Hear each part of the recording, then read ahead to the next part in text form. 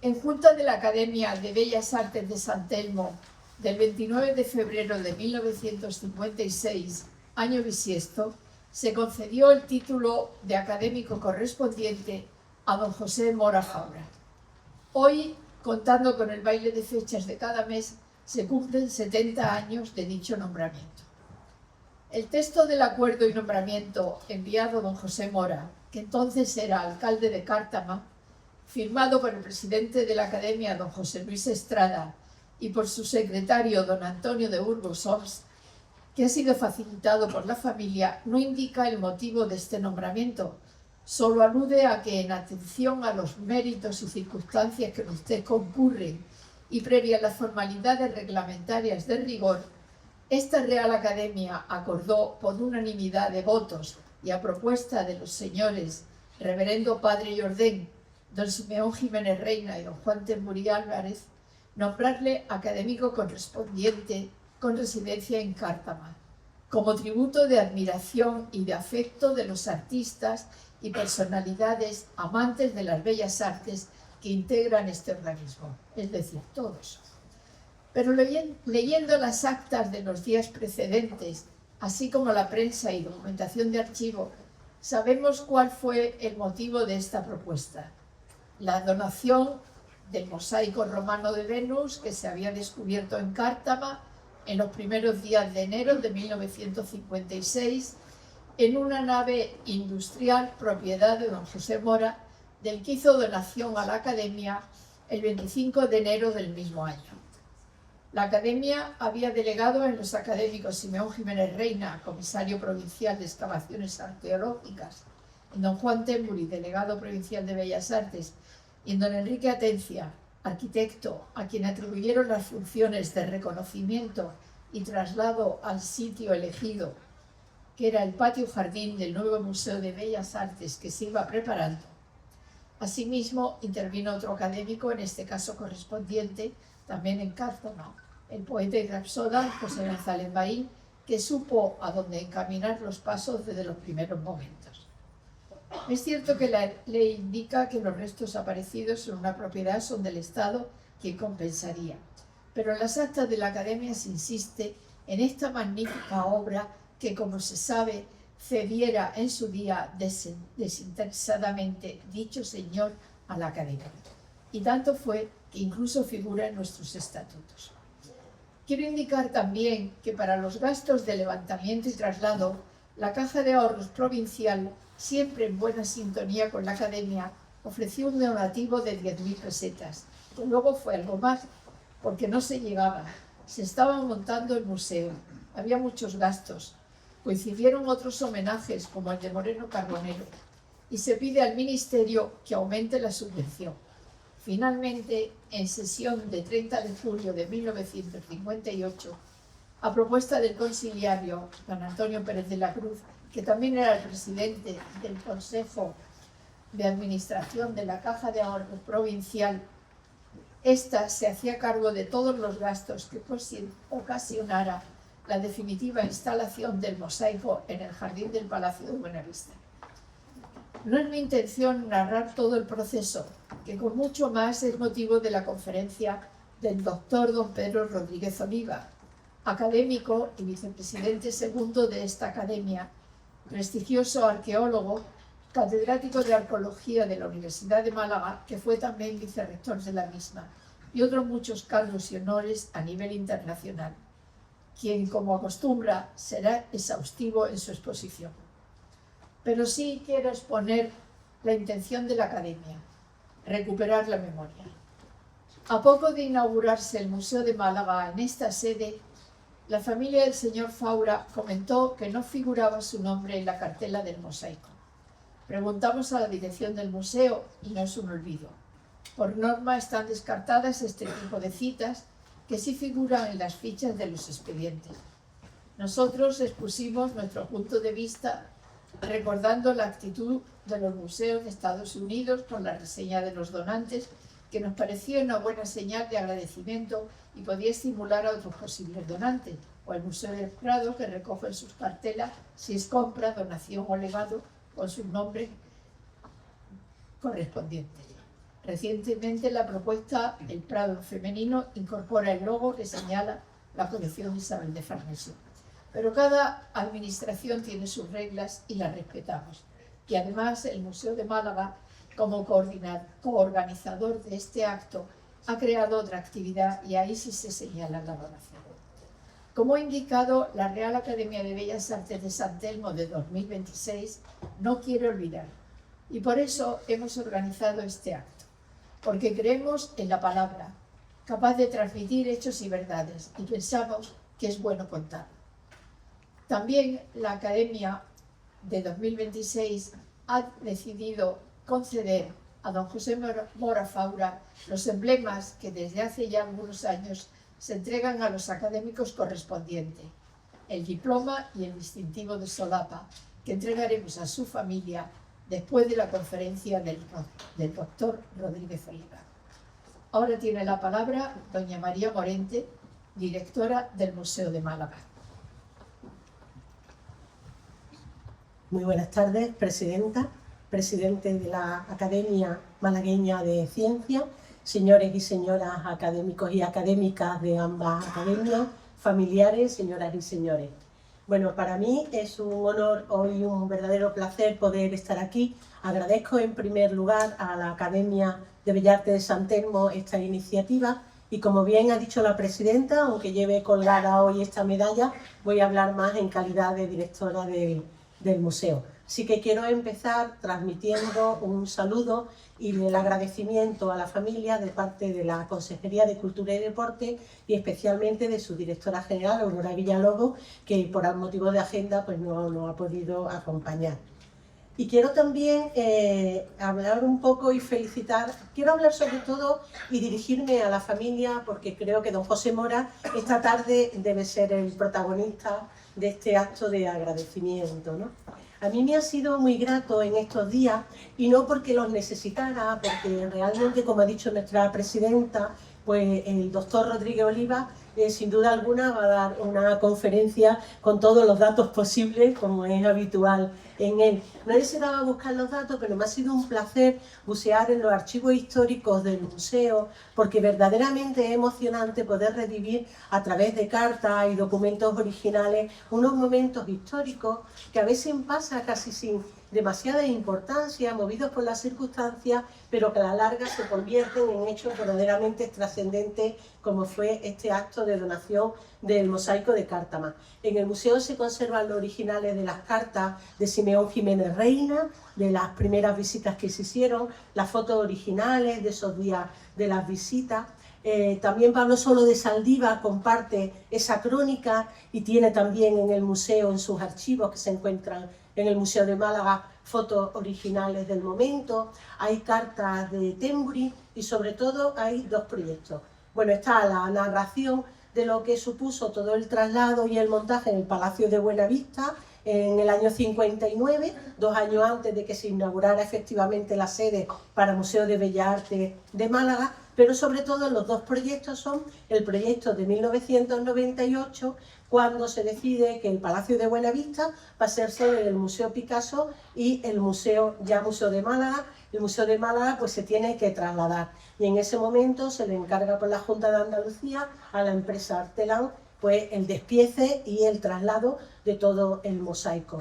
Y después, posteriormente, que el doctor Rodrigo Oliva lo narrará, el proyecto de restauración que se hizo ya para el montaje del mosaico en el museo. Al inaugurar el museo en esta sede del Palacio de la Aduana y con el antecedente de todo su nuevo plan museológico, todos sus proyectos, sus programas, sí hubo un cambio de mirada hacia el mosaico, porque aunque querido, valorado y admirado, no dejaba de estar en el jardín del museo. Sin embargo, en el Palacio de la Aduana ya el mosaico es una pieza esencial del nuevo discurso y del nuevo relato que se hace en la colección de arqueología y tiene como ese protagonismo propio, ¿no? Bueno, con todo esto creo que además el momento de la donación, la llegada al museo del mosaico, toda su trayectoria, a mí me evoca dos temas importantes. Uno es la intrínseca relación que siempre ha existido entre la Academia de Bellas Artes y el Museo de Málaga, ¿no? porque es verdad que don José Mora dona a la Academia y la Academia deposita inmediatamente en el museo en un proyecto todavía incipiente, ¿no? Una relación pues que, como nos veis aquí, pues seguimos manteniendo al día de hoy y la que estamos orgullosos. Y otro, y aunque todos lo sabemos, yo no quería terminar sin resaltar la excepcionalidad del acto de don José Mora al entregar y donar el mosaico.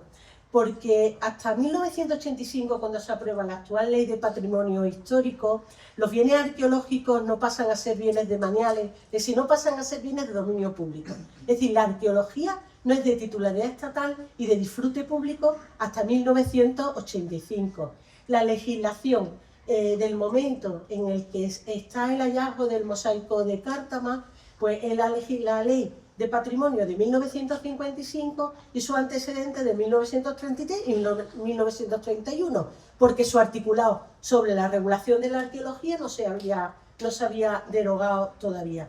Pero en ese momento no es como ahora, que cualquier hallazgo arqueológico tiene que ser obligatoriamente entregado y comunicado a la administración pública. En aquel momento el Estado podía expropiar y el que entregaba la pieza también podía haber tenido derecho a una recompensa o a un premio, que en este caso no se produce. No hay, además, sobre todo, hay una acción pues, muy interesante, muy valiente, muy valiosa, de paralizar inmediatamente la obra y llamar a las actividades competentes, al comisario provincial de Arqueología y al delegado de Bellas Artes, ¿no? Con eso se hace una gran cosa, porque con eso es posible que hoy en día este mosaico lo podamos disfrutar todo, esté en un museo público, sea público. No solo se ha conservado, sino además goza de la mayor protección que puede tener un bien patrimonial, que es su declaración como bien de interés cultural, porque en el momento que ingrese, se le da de alta en el museo, goza de esa categoría. Así que enhorabuena a los familiares, creo que tienen que estar tremendamente orgullosos de este acto y creo que por el disfrute que podemos tener todos en Málaga y en la provincia y por esta recuperación de patrimonio, pues yo daría las felicitaciones y también a la Academia por lo bien que supo gestionar este momento. Muchas gracias. Muy buenas tardes, señora presidenta, con su venia, autoridades presentes, señor alcalde de la ciudad de Cártama, vicerrectora de Cultura, presidente de la Academia de Ciencias, directiva de la Academia de Ciencias, y perdonad por la cercanía y la fraternidad, queridas y queridos académicos y académicas de esta Real Academia. Señoras y señores, es un inmenso honor para mí que se me haya concedido la palabra en este acto, porque creo que se trata de un acto de justicia. Yo no voy a dar una lección de arqueología, que es lo que ustedes quizás esperaban de mí, sino voy a hacer un recorrido por el significado de esta pieza y sobre todo por la persona que tuvo el gran detalle cívico de donar esto a la comunidad. No crean que el acto de hoy es una cosa única. En nuestros estatutos, cuya edición hoy presentamos aquí, después de su publicación hace más de un año en el Boletín Oficial de la Junta de Andalucía, en la página 12 se dice expresamente que en febrero de 1956 el entonces alcalde de Cártama, don José Mora Faura, donó a la Academia el mosaico de Venus encontrado en terrenos de su propiedad. Fue aceptado por esta tras el informe realizado por don Juan Temburi y don José González Marín. La presidenta y la directora del museo han explicado la imagen que tienen ustedes ahí. El mosaico que llamamos de Venus de Cártama, la persona que la donó, don José Mora Faura, en esa muy mala fotografía de época, y el mosaico en su detalle actual son fundamentalmente el motivo que hoy nos trae aquí. Debemos recordar que este mosaico apareció en Cártama, céntrico, en lo que se llamaba la calle de abajo, que acababa de recibir no hacía muchos años el nombre de calle de González Marín, por el famoso rapsoda cartameño que había dado nombre a Cártama en sus recorridos, sobre todo por América y muchos lugares de España, y que precisamente era muy conocido de la persona que entonces ostentaba la alcaldía. Este personaje es don José Mora Faura. Ahí ven ustedes su vida corta por los años en que vivió, y su esposa, doña Pilar Ramírez Castillo, que no me queda más remedio que nombrarla, porque se nos olvida que este matrimonio, igual que compartían el trabajo en su industria, como he tenido ocasión de preguntar, igual que ella era una mujer emprendedora, creo que algo tuvo que ver con esta donación, pero seguimos hablando de don José Mora Faura, y yo quiero recordar que don José Mora Faura tenía una esposa y tenía unos hijos que hoy aquí nos acompañan y a los que agradecemos muchísimo su presencia, y que ambos tuvieron que hablar y dialogar largamente, porque en esa calle de González Marín, en el lugar que señalo en el plano, no muy lejos de lugares donde han aparecido numerosos restos arqueológicos, señalo fundamentalmente la zona cercana a la iglesia, al pie del castillo, donde estaba el foro de la ciudad romana, de la importante el Municipio Cartimitanum, y como ven ustedes ahí, el día 5 de enero de 1956 se produjo este hallazgo. Tenemos detalles exactísimos, casi a las horas en que esto se fue produciendo, porque algunas personas que aún viven fueron testigos de este descubrimiento y han corroborado algunos de los datos que nos dan la documentación de archivo. Se descubrió, mientras estaban haciendo unos sondeos para colocar unos pilares en ese lugar que ven ustedes en la fotografía, donde se iba a construir una nave y de carácter industrial.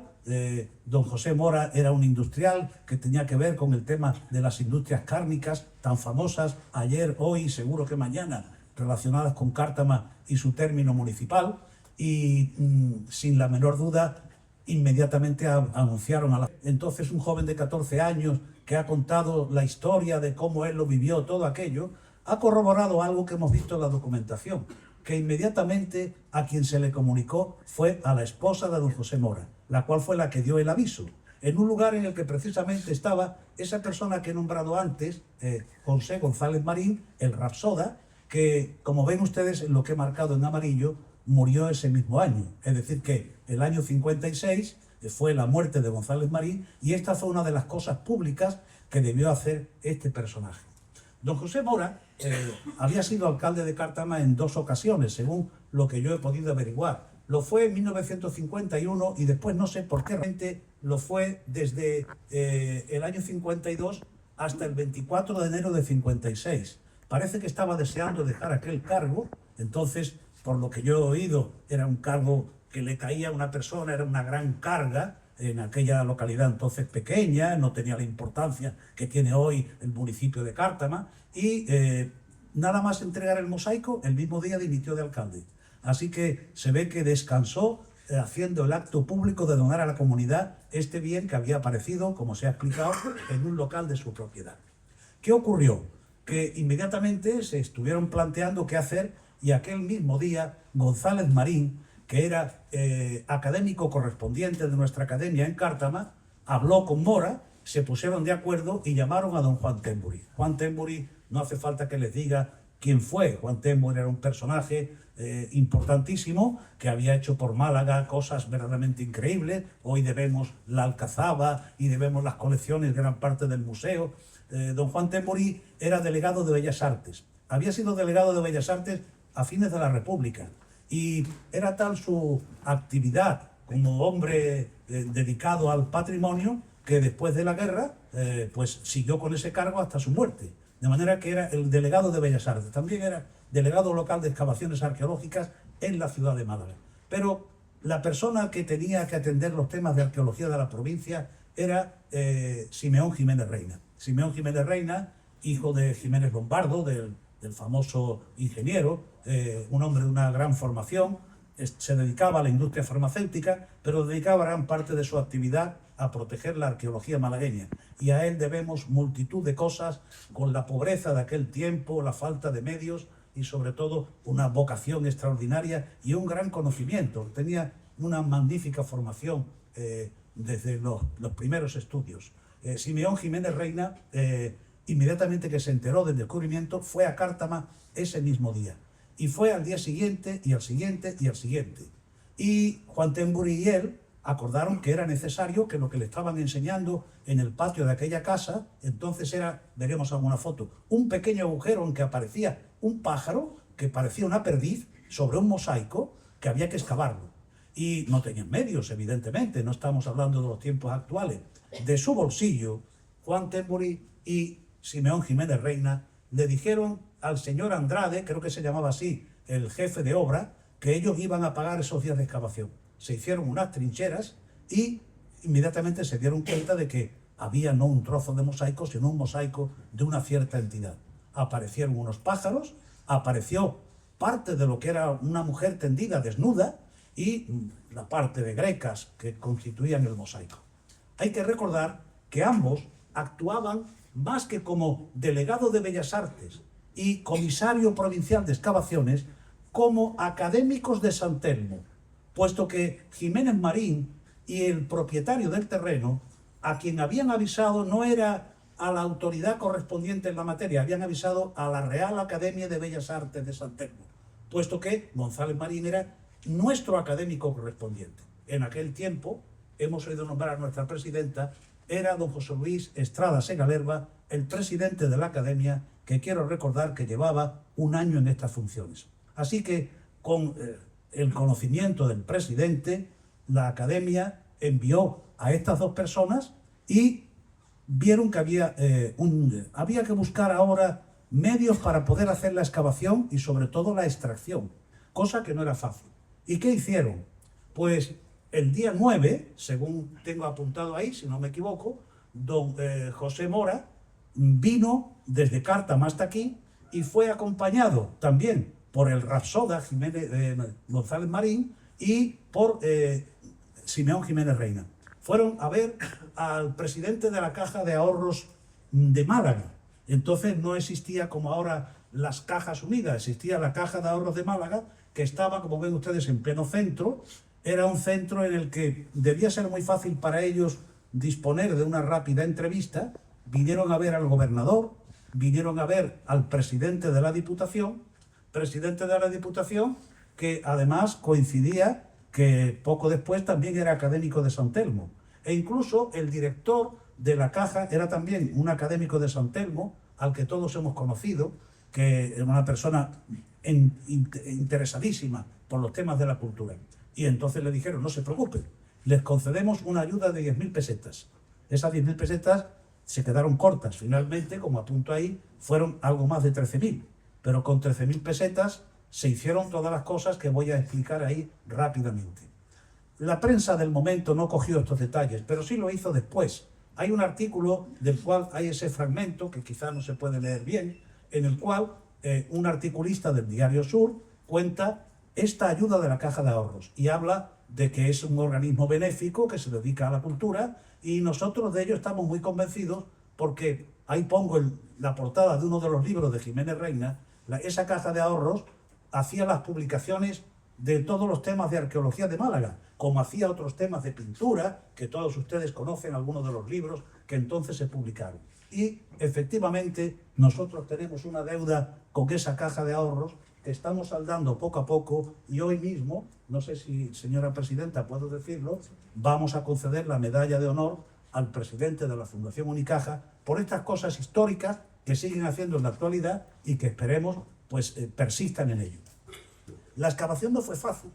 Cuando uno mira las noticias, sobre todo manuscritas, cuando digo manuscritas son dactilografiadas con las máquinas de escribir de la época, se da cuenta de que aquello no era nada fácil, porque cuando se empezó a excavar el mosaico, efectivamente dentro del patio se podía excavar, había un pasillo a través del cual se podía acceder a la parte del fondo, pero había un problema. Una parte del mosaico estaba debajo de la casa y había que hacer un recalce y excavar de modo subterráneo por una de las esquinas del mosaico.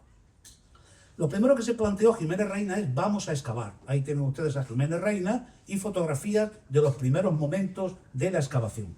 Se fue haciendo la excavación con el método consiguiente. Entonces el método era muy primitivo, no era muy científico, pero sí era cuidadoso, y Jiménez Reina era un experto. Ahí ven ustedes algunas de las fotografías de lo que iban descubriendo. Realmente resultaba algo muy llamativo. Y así, hacia finales de mes, pues ya estaba el mosaico prácticamente descubierto. Vean que en la parte de arriba a la izquierda todavía no, porque por ahí estaba la esquina de la casa y había que hacer un recalce. Eso fue muy complicado y fue lo único que parece que creó ciertas divergencias con las personas que colaboraron ahí, porque tanto Temburi como Jiménez Reina decían que el maestro de obra que quería cobrar más de lo que aquello costaba. Finalmente parece que llegaron a un acuerdo y aquello se solucionó. El tema era que ahora había que extraer el mosaico. ¿Y quién podía hacer esto? Aquí en Málaga había una persona, que ustedes verán ahora, era restaurador en el Museo de la Alcazaba. Había venido en 1937, todavía en plena Guerra Civil, porque su padre, restaurador como su familia de la Alhambra de Granada, don Juan Tembre lo había traído al padre para que hiciera la restauración de la parte de los cuartos de Granada, que entonces se acababan de liberar de las familias que vivían ahí y se empezaba la restauración. Y entonces la persona a la que me refiero es don José Molina Gualda, al cual hemos conocido muchos de nosotros. Y José Molina dijo que sí, que él podría restaurar ese mosaico, pero que conocía a una persona que estaba en el Museo de Tetuán. Recuerden que Tetuán era todavía la capital del protectorado español en el norte de Marruecos, y efectivamente ahí había un maravilloso museo arqueológico, que todavía hoy sigue siendo una joya, y había un restaurador que había aprendido con los italianos cómo se levantaban los mosaicos. Este señor se llamaba Tomillo. Estuvo allí en el Museo de Tetuán hasta la época en que Marruecos consiguió su independencia, y poco después se vino al Museo Arqueológico de Sevilla, donde ha dejado muy buen recuerdo por toda su actividad en los trabajos de mosaicos.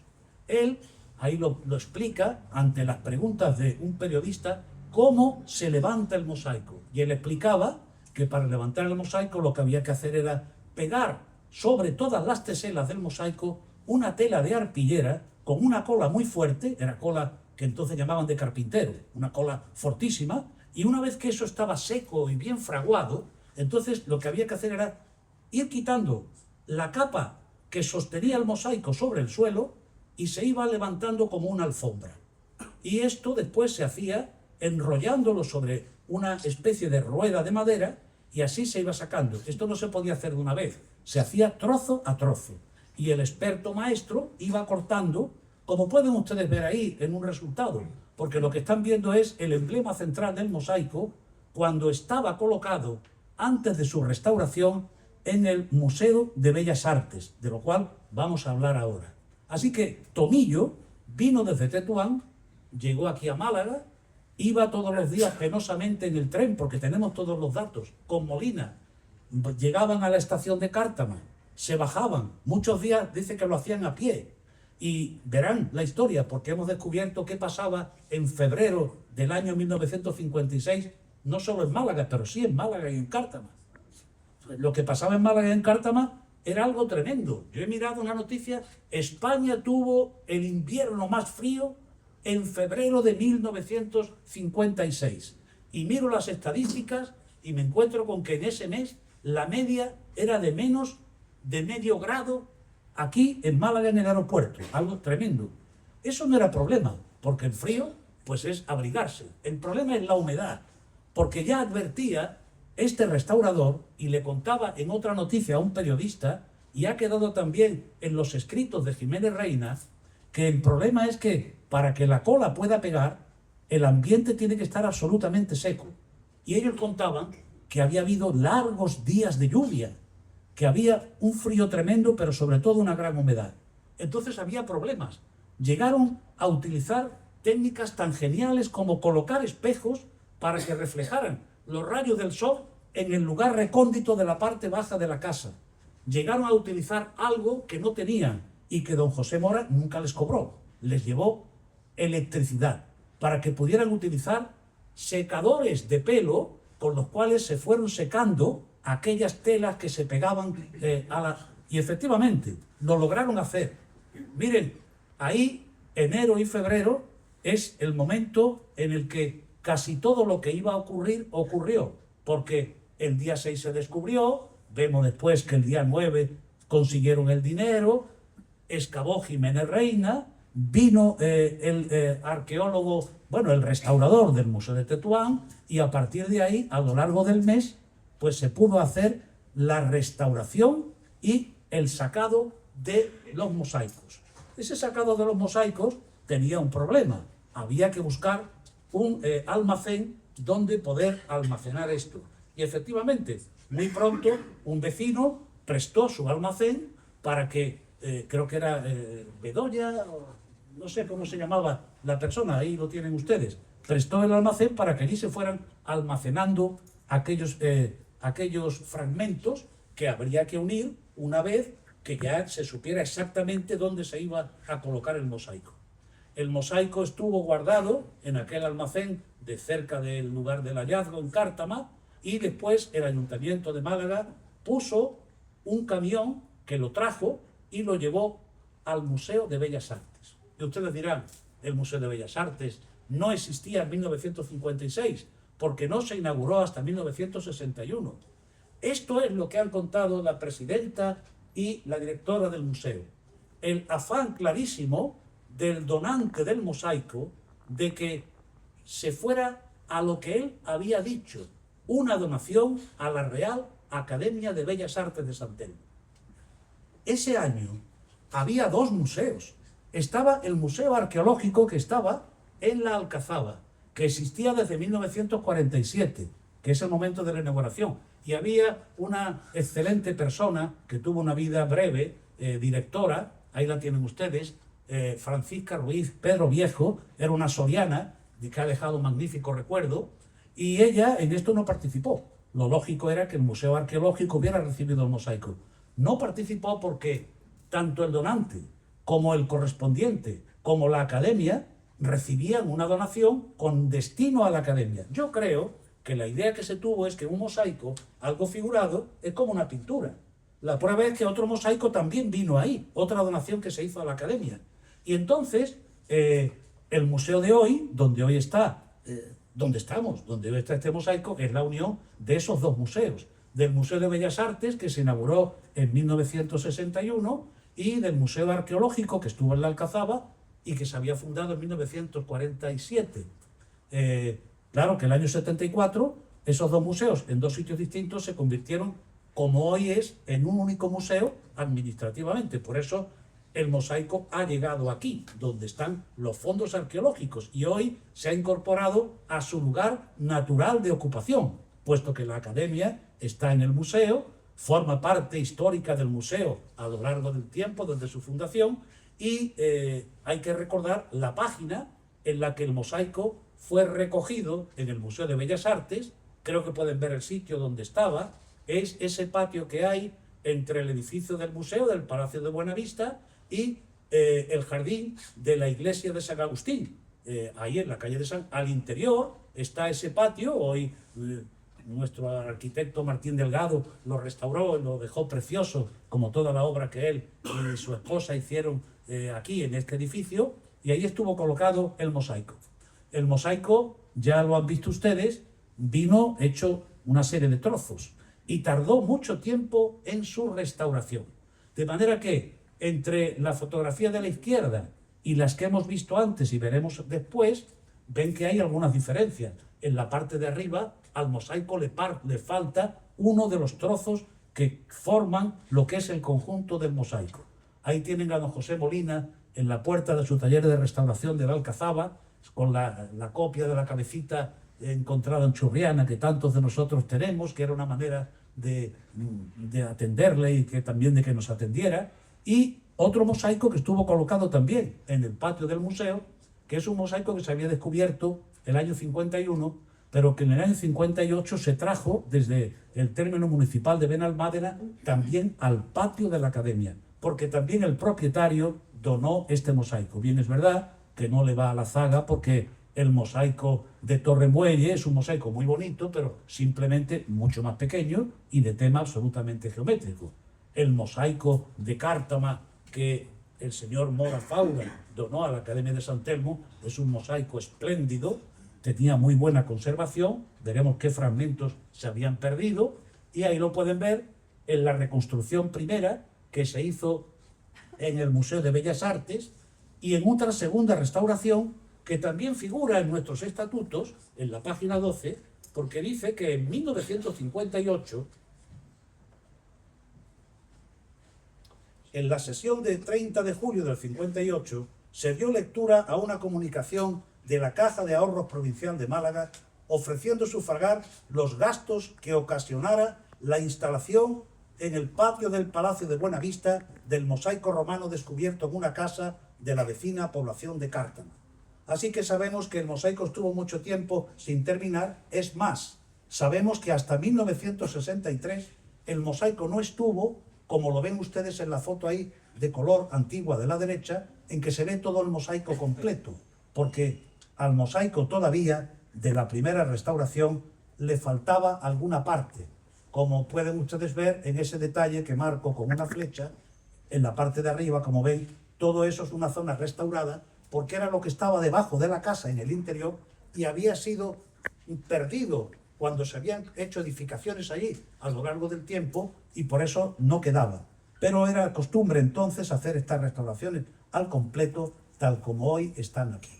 Las noticias que se estaban dando del descubrimiento del mosaico llegaron a muchos ámbitos. La prensa, he nombrado antes, el Diario Sur, daba noticias de ella.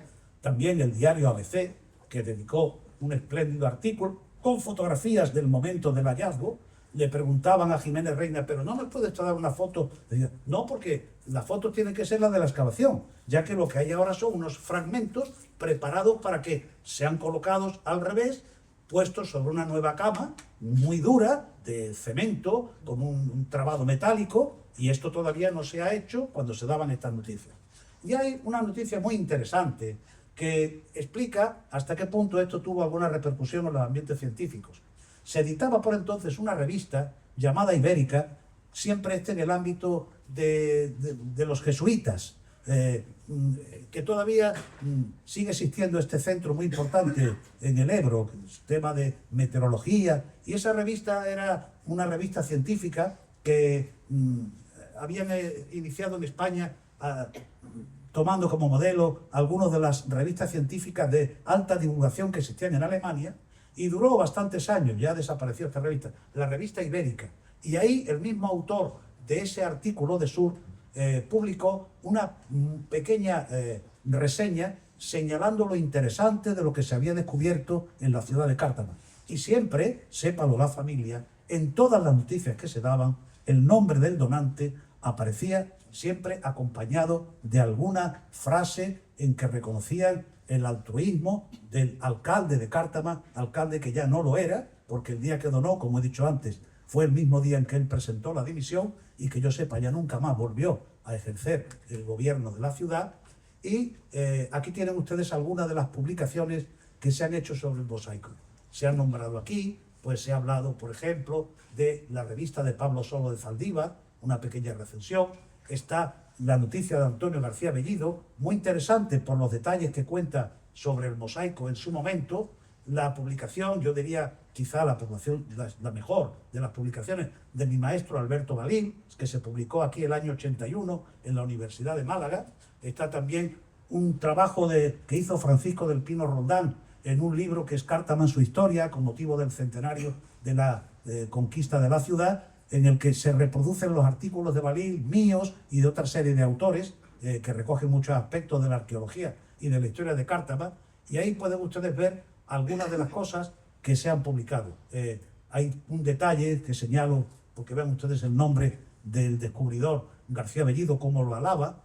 En mi tesis doctoral del año 76 yo recogí todos los datos que tuve a mi alcance entonces, que no eran pocos, y de ahí deriva algunas de mis publicaciones.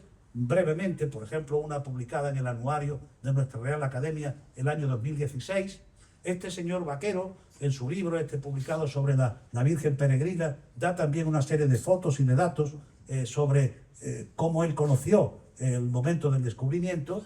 Y también hay publicaciones de Blázquez en el conjunto de los mosaicos romanos en España, y la última publicación que hay es de una persona presente aquí, el arqueólogo municipal de Cártama, don Francisco Melero, y junto con Sebastián Vázquez, que publicó en nuestra revista de la Diputación Mainaque un trabajo sobre los mosaicos romanos de Cártama. Con todo esto, hoy hay un bagaje para poder estudiar con detalle este mosaico, que hoy es un mosaico de referencia. Cuando el mosaico fue levantado del jardín del Palacio de Buenavista y traído aquí, se hizo una restauración en el Instituto Andaluz de Patrimonio, Histórico, en Sevilla. Y esa restauración fue cuidadosa. Hubo que cambiar todo el sistema, puesto que ya no se hace eso de colocar sobre una gran lámina de cemento, esto se hace con materiales más livianos, hubo que quitar toda la vieja reconstrucción, se hizo una restauración espléndida cuyo resultado es el que ha explicado nuestra directora del museo y el que podemos ver ahí, y con motivo de esa restauración se tuvo acceso a una serie de cosas científicas que hasta ahora pues no eran normales el haberlas hecho. Pues, por ejemplo, nuestro colega Beltrán Fortes, junto con dos colegas suyas de Sevilla, que se dedican al tema de la petrografía, estudiaron las piedras con las que está hecho el mosaico, llegando a una conclusión que pueden ustedes ver ahí en el mapa geológico, que la mayor parte de las teselas que forman este mosaico son de procedencia local. Se han buscado diversas canteras a lo largo de la zona de Cártama y cercana a Laurín, y de ahí proceden la mayoría de esas teselas. Hay una curiosidad que no nos habíamos dado cuenta ninguno, y se pudo ver en la restauración, y es que algunos colores de tipo rojo estaban hechos con fragmentos de terra sigillata hispánica, esa cerámica tan extendida sobre todo en el Alto Imperio, y de esas cerámicas pues se aprovecharon cortando esos trocitos de esa vajilla de mesa para hacer algunos colores rojos de los que había ahí. Llegados aquí, y para intentar ser ya más breve, puesto que el acto no son mis palabras, sino el homenaje a don José Mora a través de la entrega a su familia de estas credenciales, debemos hacer un pequeño análisis del mosaico. Si miramos el mosaico, como ven, yo he distinguido ahí 4 partes, A, B, C, D. La A es el entorno del mosaico, esos zarcillos en los que ven que hay una hoja de yedra. La parte B es la parte en la que está la zona geométrica, que está aquí. La fotografía es una vieja fotografía de cuando el mosaico estaba en el jardín del Museo de Bellas Artes. Por eso pueden ver la diferencia de conservación del mosaico con el actual, después de la restauración hecha para su colocación en este museo. La central es la clave, donde está el emblema, y la parte de arriba ya son ustedes conscientes de que una parte de esa es la repetición de ese motivo de octógonos, pero que gran parte de ello es una restauración. Han visto la vieja foto del museo donde eso no estaba. Así que la parte B son esos esquemas geométricos de colores magníficos. La parte D, esa parte alta, de la que hacemos la advertencia de que mucha de ella es una reconstrucción hecha por don José Molina Gualda, porque Tomillo, una vez que levantó el mosaico, se trajo aquí al museo y lo prepararon ahí. Él volvió a Tetuán y continuó su vida de restaurador. Y la parte que yo creo que nos interesa fundamentalmente es esta parte, lo que es la zona central, en la cual mi maestro Balí tuvo mucho interés porque no dijéramos que había unos pájaros. Claro que hay unos pájaros, pero ¿qué pájaros eran? Y entonces tuvo la ayuda de nada menos que el biólogo Delibes de Castro, porque la familia Delibes de Castro eran como de nuestra familia en Valladolid, en la universidad, uno de sus hijos, Germán, catedrático de prehistoria, compañero mío de estudio, y entonces se le preguntó y él dio unos análisis sobre los tipos de pájaros que había ahí. Había un pájaro problemático, porque ese pájaro, que es el que está en el número 1 y en el número 4, es un pájaro que recuerda aves que son africanas, pero algunas son americanas, y claro, esto era imposible, porque esas aves no podían ser conocidas aquí. Y entonces, astutamente, el científico dijo que correspondía al grupo Psittacula, que yo sepa, yo no sé mucho de esto, pero parece que son algo así como aves del tipo de los periquitos y estas cosas. Y que sí, una de ellas es la alejandrina, que se dice que es que la había traído Alejandro Magno desde la zona central de Asia, y habían llegado a Europa, y por lo visto había muchas, y podría ser posible. Las demás, como ven ustedes ahí, una es un pato que llaman cuchara, la segunda es una perdiz. Esa fue la primera que apareció, la perdiz fue la del primer agujero. Después aparece de nuevo esa Psittacula, una abutarda, y después una muy conocida por todos, el ave fría. Pero el ave fría está restaurada. No estamos seguros de que lo que había allí fuera un ave fría. Tengamos cuidado con esto, porque esa que es el número 6, cuando vemos las fotos antiguas, ustedes la han visto al pasar, ahí había un agujero, porque construcciones anteriores al lugar donde estaba esta propiedad de esta familia, había habido construcciones probablemente de época medieval y hay al menos un pozo que corta una parte del mosaico y también como de un poste precisamente que caía ahí donde está el número 6 de esa zona de los pájaros. Pero lo que interesa sobre todo es lo que da nombre al mosaico, la escena central, el emblema, muy fácil de entender para quienes lo descubrieron casi automáticamente, porque en nuestra cultura occidental este tema pagano está muy bien arraigado en todos nosotros. Una mujer desnuda que lleva un manto, que está metida en una concha, en una venera, y está en el agua, puesto que hay dos delfines que están nadando delante de ella. ¿Qué leyenda es esta? Esta es la leyenda de Afrodita Venus, la Afrodita de los griegos, la Venus romana que es Afrodita. Afrodita, no se olviden ustedes, su propio nombre deriva de la palabra griega que significa espuma.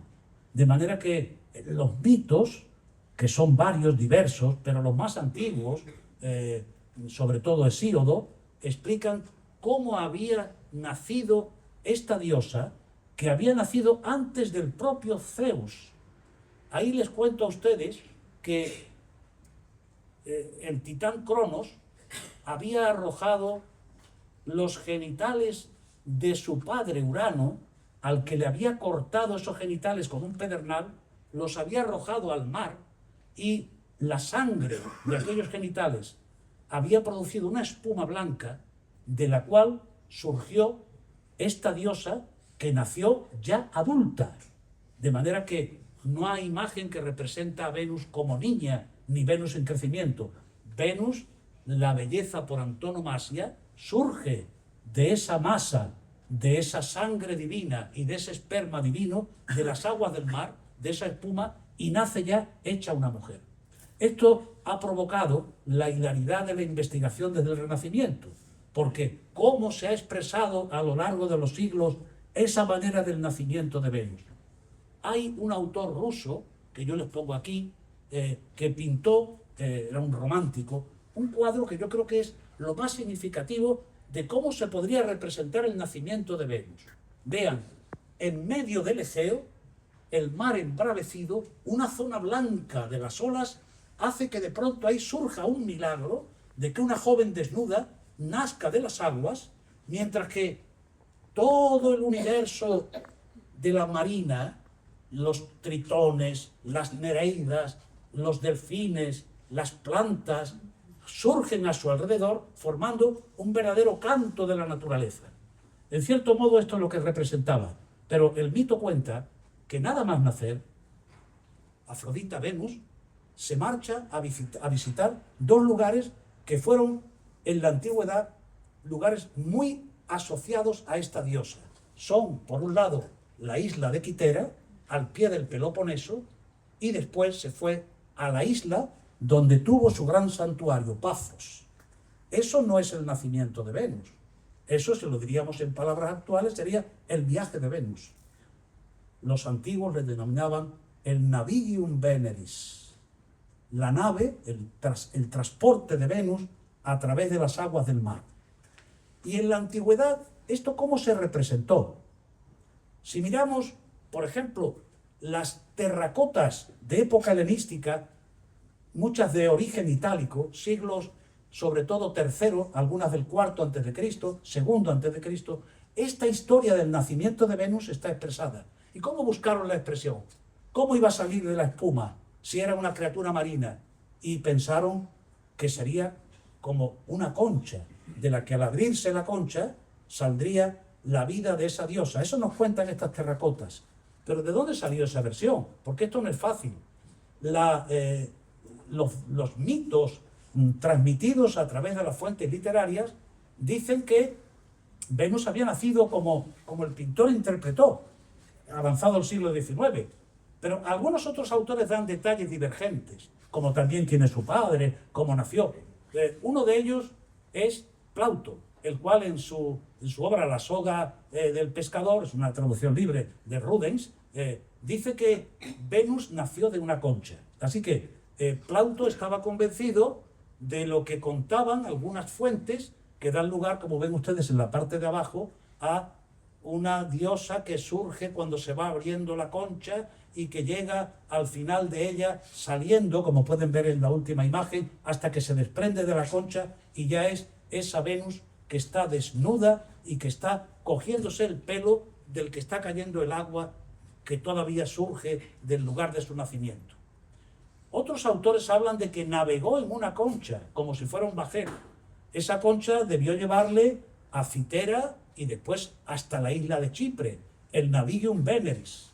Navegó en una concha, y esto lo podemos ver en Tibulo, que dice: y tú, diosa de Chipre, porque ella ya era la diosa de Chipre, óyelos desde la concha que te conduce por los mares. O Estacio, en las Silvas, dice: habría sido digna de nacer a mi lado de las azules aguas y de ocupar mi concha. Está diciendo la propia diosa. Esto de que Venus nació de una concha está explicado, como ven, en algunos autores. Y en el Renacimiento esto tuvo una gran importancia, sobre todo en la culta ciudad de Florencia, donde a finales del 400 había una academia neoplatónica, había unos estudiosos que recogían los datos literarios de la antigüedad, y allí había aquella cohorte de artistas, entre las cuales había uno que leyó muy bien lo que habían escrito sobre este tema algunos autores clásicos, pero había leído sobre todo nada menos que a quien allí andaba en la Academia Platónica de Florencia, el cual, Angelo Poliziano, había recogido unos versos preciosos en los que narraba este mito de la concha y de los vientos. Eso de los vientos estaba en otros autores, el Céfiro sobre todo, el viento del oeste. No hace falta que les diga que eso dio lugar a la más hermosa de las obras renacentistas, al menos para mí, que es la llamada erróneamente el nacimiento de Venus. Porque estarán ustedes de acuerdo conmigo y con la mayor parte de los estudiosos de este tema de la pintura, que esto no es el nacimiento de Venus, porque hemos contado cómo nació Venus.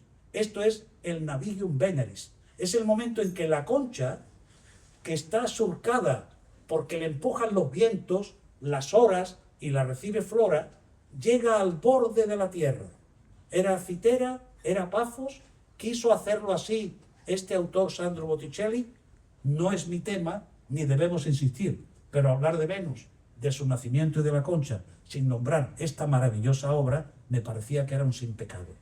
Claro que Sandro Botticelli no conoció algunas versiones de este mito que probablemente dependían, algunas de ellas, de una de las más famosas pinturas de la antigüedad clásica. Todos ustedes saben que en el siglo IV hubo un pintor famosísimo, Apolo de Kos, entre cuyas obras hubo una pintura que representaba a Venus. Y esta pintura fue llevada a Roma por Augusto en la época de Nerón, ya avanzado el medio siglo, estaba muy deteriorada, parece que la restauraron, y finalmente esta obra tuvo un largo recorrido hasta su pérdida. Pero parece que hay trasuntos de aquella obra. Se ha dicho que uno de esos trasuntos podría ser esta preciosa pintura de la casa de Venus de Pompeya, en la que pueden ver el Navigium Veneris. Venus, que lleva una concha de una colocasia, perdón, una hoja de una colocasia, debiera ser verde, pero la fotografía no lo da bien representada, está sobre la concha, está sufriendo el viento del Céfiro, por eso su manto se eleva por arriba y le acompaña un delfín. Los delfines siempre elementos que representan el mundo marino, por lo tanto el mundo de la diosa del mar, que va precediendo con esta especie de asta, movida también por el viento, y a la que empuja después un geniecillo, un erote, que lleva alas. Va moviendo el viaje. Estas pinturas tienen que ver, y hay muchas versiones, con la idea que se hizo predominante en el mundo romano de la concha, el pecten, como ven casi siempre una concha del tipo, el pecten, la concha de peregrino, y el delfín como elemento que indica el lugar marino donde la diosa surge. De manera que En nuestro caso, podemos decir que no es muy propio llamar a este mosaico Nacimiento de Venus, pero podría serlo. Según quien lo hizo pudo pensar en esos datos del nacimiento de Venus en una concha, aunque daría la impresión, ya veremos lo que dijo mi maestro de esto, de que se trata más bien de un suave y dulce paseo por las aguas del mar. La diosa nuestra representada aquí tiene algunos detalles que suelen pasar desapercibidos. Si ustedes se fijan, ella está dentro de la concha, pero descansa su cuerpo y la ternura de su blanca piel, siempre blanca, porque los autores insisten en el velo, que lo que hace es evitar que el sol pueda quemar su blanca piel, está tendida sobre el velo, pero el velo aquí nos guarda una sorpresa, porque en el mosaico de Cártama hay un juego en el que ustedes pueden ver, miren arriba, donde ponga la letra A, que detrás del velo hay una zona blanca que no puede ser el velo mismo, sino que tiene que ser lo que he puesto ahí en la parte inferior reconstruyéndolo. El nimbo, de la palabra nimbus, que significa nube. El nimbo que indica, con esa luminosidad que está detrás de la cabeza, la divinidad del sujeto al que se le pone.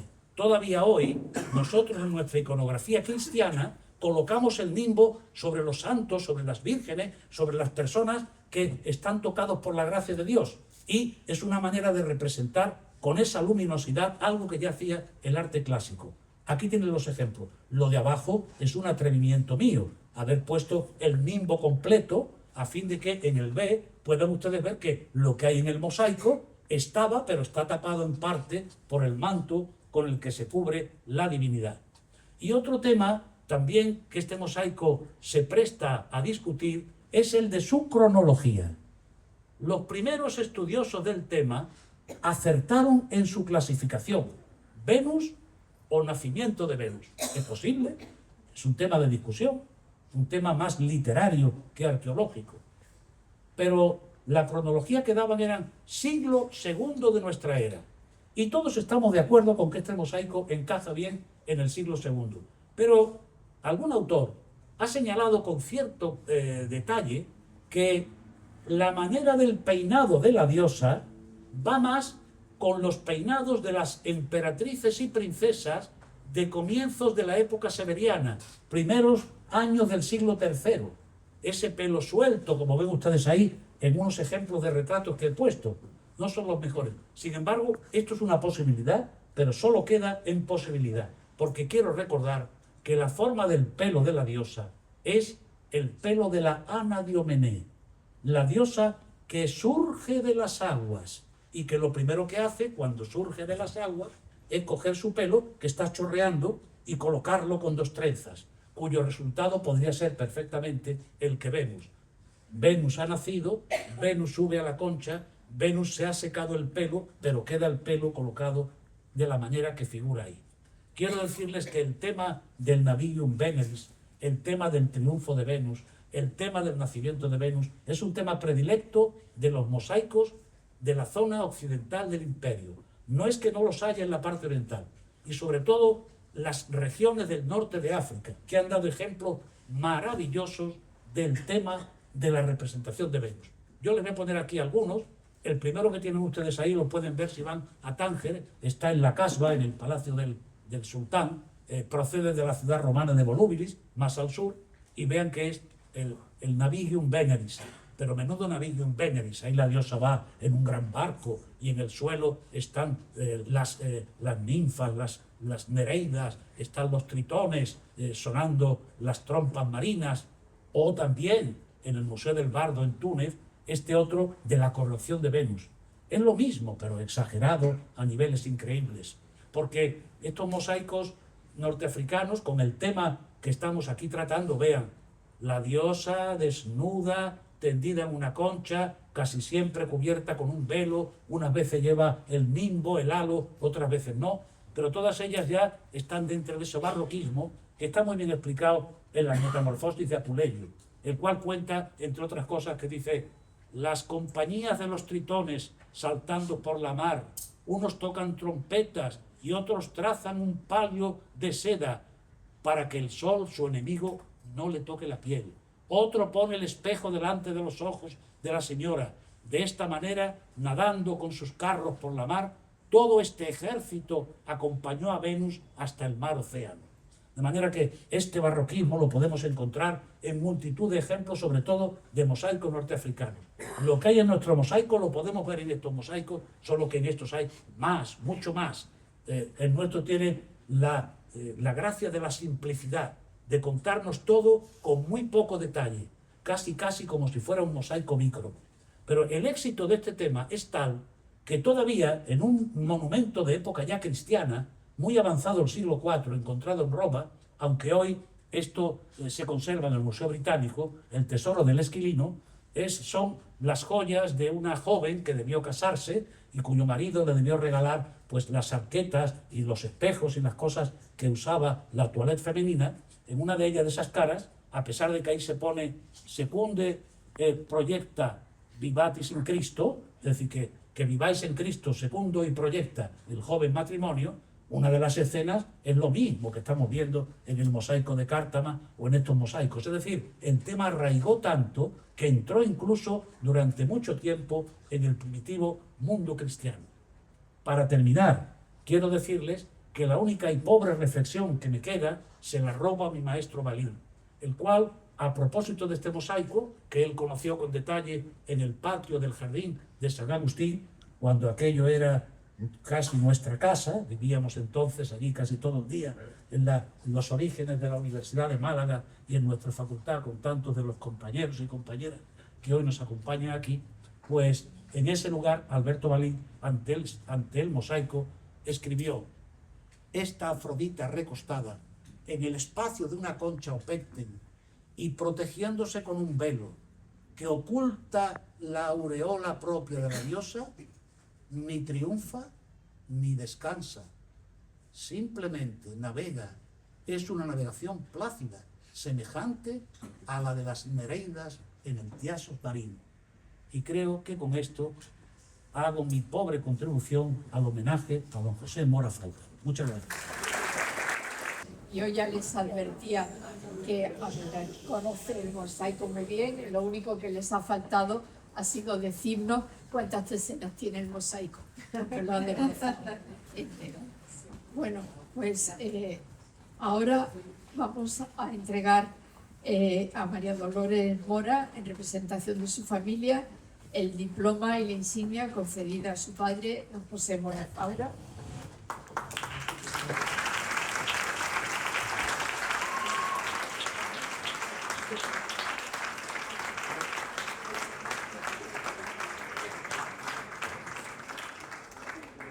De pincho, se puede disponer.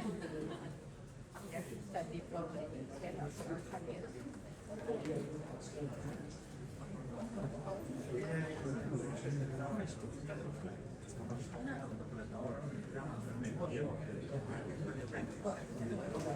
Ahora me pongo.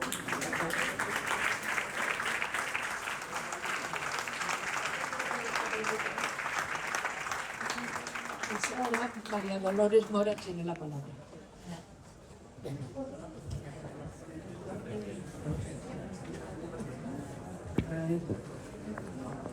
Bueno, lo primero es, excelentísima señora presidenta de la Real Academia de Bellas Artes de San Telmo, excelentísimo señor presidente de la Academia Malagueña de Ciencias, ilustrísimo señor vicepresidente segundo de la Academia de Bellas Artes de San Telmo, ilustrísima señora directora del Museo de Málaga, ilustrísimas señores y señores académicos, señoras y señores. Bueno, lo primero es que voy a dejar el papel porque voy a felicitar al profesor Rodríguez Oliva por la magnífica conferencia, me ha encantado y bueno, he aprendido un montón, yo no sabía todo eso, ¿no? Y después lo que nos reúne aquí hoy a la familia de José Mora Faura, con las autoridades académicas y amigos en este espléndido Museo de Málaga y sede de la Academia de Bellas Artes de San Telmo, es el reconocimiento de un hecho singular que ha sido extensamente ya relatado por el profesor. Es el homenaje a nuestro padre por su desinteresada donación a la ciudad de Málaga de un mosaico de Venus encontrado en nuestro pueblo, Cártama. Bueno, también quiero saludar a las autoridades de Cártama que están aquí presentes, al excelentísimo señor alcalde de Cártama. Muchas gracias por su presencia. Bueno, pues este mosaico fue encontrado, como ya he dicho, en Cártama. Ya lo ha dicho dónde, en una empresa, un local que tenía mi padre, donde iba a poner su empresa. Y él se dio cuenta, porque era bastante listo, porque fuera mi padre y mi madre, se dio cuenta de que aquello tenía un valor y ya empezaron a mover todo.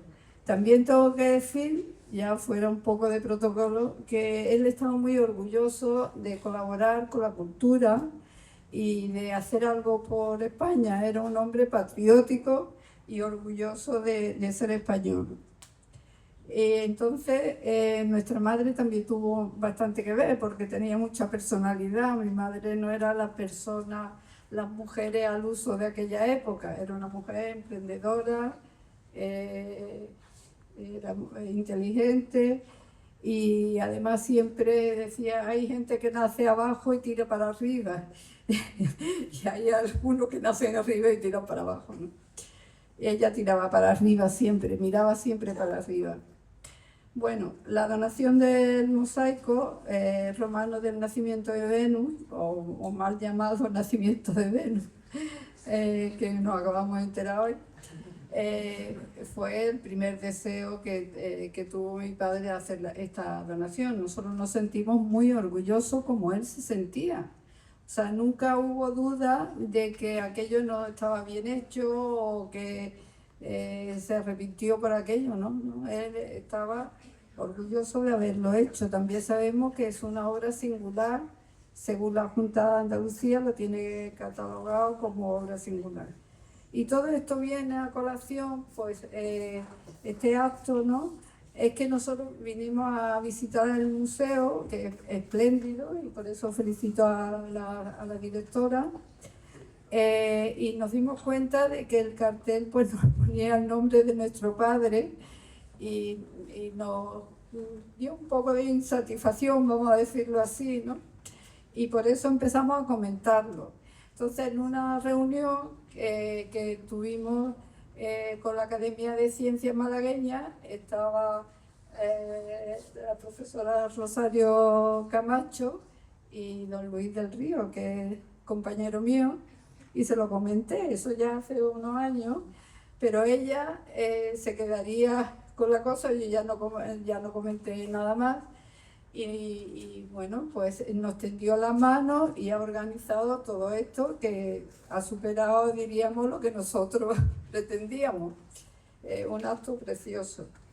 Y bueno, pues eso, solamente es agradecerle muchísimo a la profesora Rosario Camacho, pues el haber tenido en cuenta pues todo esto, al profesor Rodrigo Oliva, que otra vez que me ha encantado la conferencia, y a todos los que estáis aquí, bueno, y a los ilustrísimos académicos y académicas, y a todos los amigos que nos acompañan, que es una gran satisfacción para mí. Y nada más, nos deja esto un buen sabor de boca y nos sentimos orgullosos de esta donación y que la disfrute todo Málaga y todo el mundo. Nada más.